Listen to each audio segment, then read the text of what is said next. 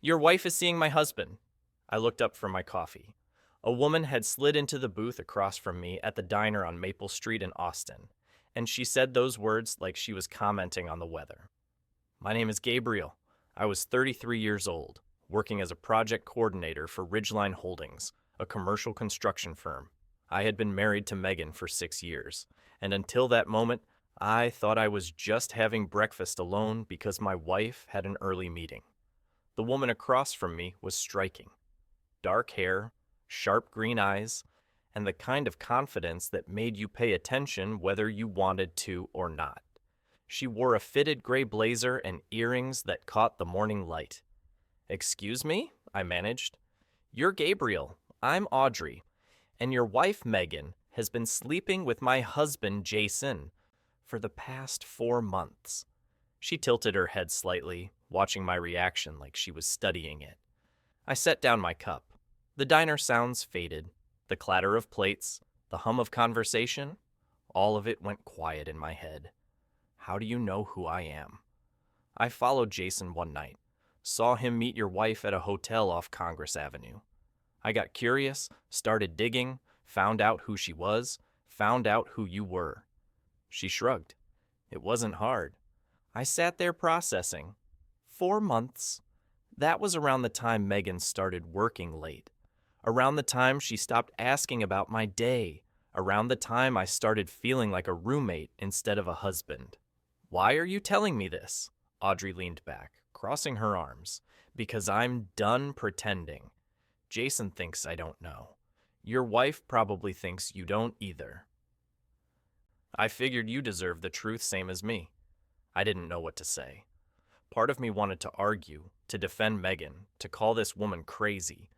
But there was another part, a quieter part, that had been whispering doubts for weeks now.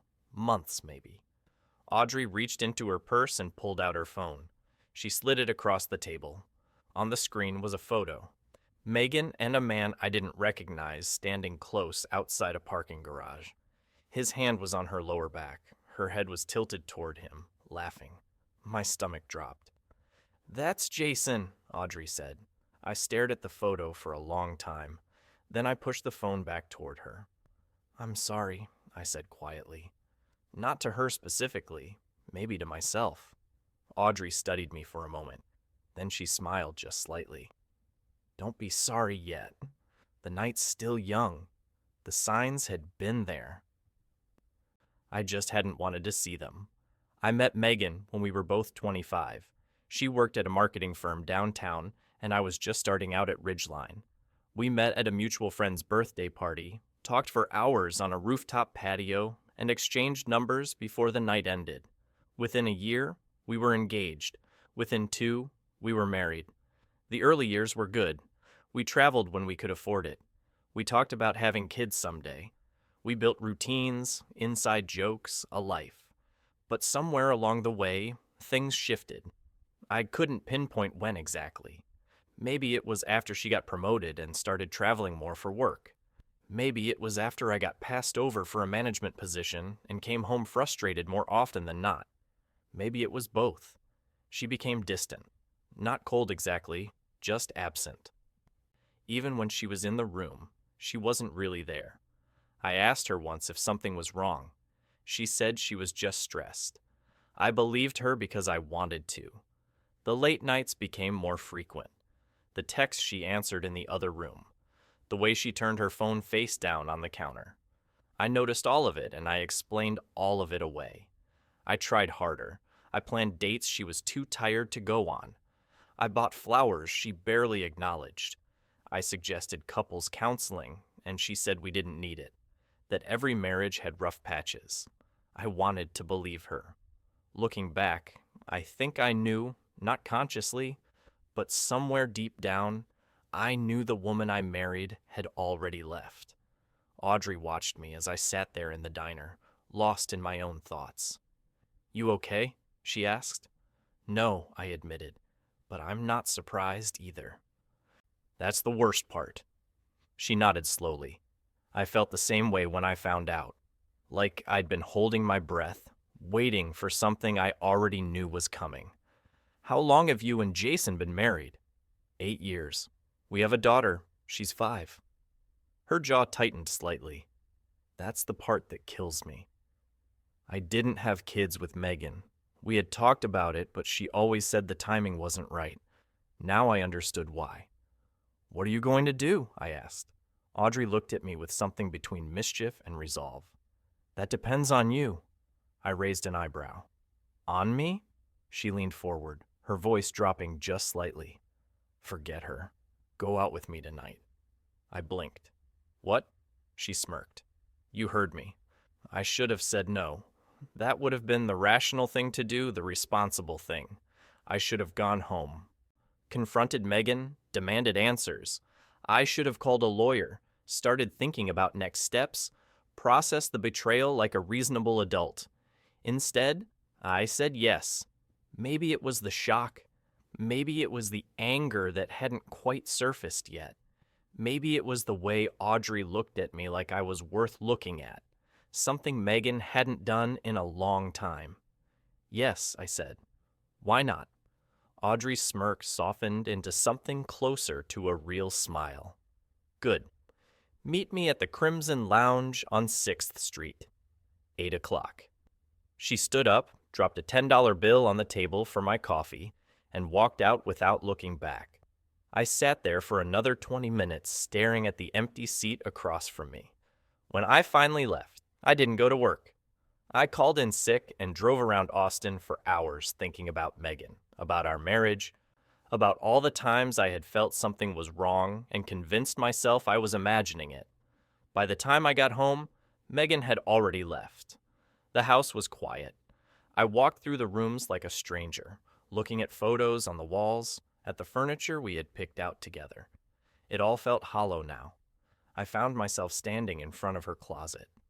I didn't know what I was looking for. Evidence, maybe. I found it in a shoebox on the top shelf.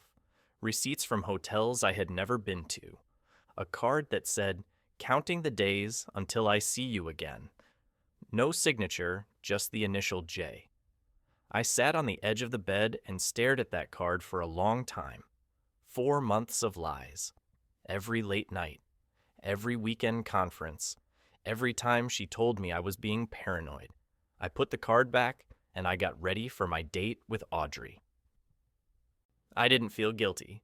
My vows had already been broken. Not by me. The Crimson Lounge was a cocktail bar with dim lighting and jazz playing softly. Audrey had chosen a booth in the back corner. She wore a black dress now, her hair down past her shoulders. She looked like the beginning of something new. "You came," she said. "Did you think I wouldn't? I thought you might do the noble thing. Confront your wife." She raised her glass. "I'm glad you didn't. We talked for hours about our marriages, about how we had each ended up here. Audrey was sharp and funny and didn't sugarcoat anything. She's the reason I haven't left yet," Audrey admitted, talking about her daughter Ellie. "I keep telling myself I need everything in order first. But honestly, I've just been scared.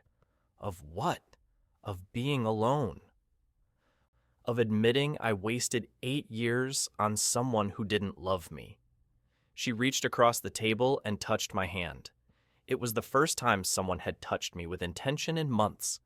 We left the bar around 11 and walked through downtown Austin. The air was cool and the city had that late-night quiet that made everything feel intimate. "When did you stop being happy?" Audrey asked.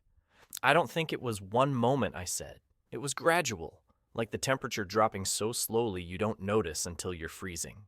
She nodded. "That's exactly what it was like for me." We ended up at a late-night diner near the train station. Coffee and pie in a vinyl booth. The conversation never lagged. "You know what I like about you?" Audrey said. "You haven't tried to fix anything. You just listened." We stayed until almost 2 in the morning. By the time we left, the streets were empty. I walked her to her car, and we stood there in the yellow glow of a streetlight. "This was unexpected," she said. "I didn't expect to actually like you. I didn't expect to like you either." She stepped closer. "So what do we do about that?" "I think we see where this goes," I said. She kissed me then, soft and deliberate. When she pulled back, her eyes were bright. "Call me tomorrow, after you deal with things at home." She drove away. I watched her taillights disappear around a corner. Megan was asleep when I got home. I stood in the doorway of our bedroom and looked at her for a long time. The woman I had married. The woman who had chosen someone else. I didn't feel angry. I didn't feel sad. I just felt done. The next morning, I told her I knew. I didn't yell. I didn't accuse. I just laid out the facts and watched her face go pale. "Gabriel, I can explain." "Don't," I said. "I don't need an explanation. I need a divorce." She tried to argue. She cried. She said it was a mistake, that it meant nothing, that she still loved me. But I had heard enough lies to last a lifetime. I packed a bag, called a lawyer, and left. I stayed in a hotel that first week. It was small and impersonal, but it was mine. No pretending, no waiting for someone who had already left. Audrey and I met for coffee 3 days later, then dinner, then a walk through Zilker Park on a Sunday afternoon while Ellie chased pigeons and laughed like only children can. I wasn't rushing anything. Neither was she. But something was building between us, slow and steady, like a house being constructed on solid ground. "Thank you," I told her one evening on her back porch. "For what?" "For telling me the truth when you could have stayed silent." She leaned her head against my shoulder. "You deserve the truth. We both did." The divorce was finalized 4 months later. Megan fought it at first, then stopped when her lawyer told her she didn't have a leg to stand on. I saw her one last time at the courthouse after the judge signed the papers. She looked tired, hollow. "I hope you're happy with her," she said bitterly. "I am." She flinched. I think she expected me to fall apart, to beg her to come back. But I had moved on, and that truth hit her harder than any argument ever could. Jason didn't fare much better. Audrey filed for divorce the same week I filed mine. He tried to reconcile, showed up with flowers and apologies, but she had already made her decision. I heard later that his reputation at work suffered. He lost a promotion. His friends stopped calling. The life he thought he had was crumbling. Megan's situation was similar. Apparently, Jason wasn't the only co-worker she had gotten involved with. When the pattern emerged, her position became untenable. She resigned before they could fire her. They had both gambled on never getting caught. They lost. A year after that morning in the diner, Audrey and I moved in together. A small house in a quiet neighborhood with a backyard for Ellie. Some nights we would sit on the porch after Ellie went to bed, talking about everything and nothing. Other nights we just sat together, comfortable in the silence. Ellie started calling me Gabe. Then a few months later, she asked if I could be her other dad. I looked at Audrey and she nodded with tears in her eyes. "Yeah," I said to Ellie, "I'd like that." One evening, Audrey found me standing at the kitchen window, watching the sunset paint the Texas hills orange and pink. "What are you thinking about?" she asked. "Just how strange life is. How the worst day of my life turned into the best thing that ever happened to me." She wrapped her arms around me from behind. "Sometimes the door you didn't want to open is the one that leads you home." I turned and kissed her, and in that moment, everything felt exactly as it should. I had spent years trying to hold on to something that was already gone. The day I let go was the day I finally started to live.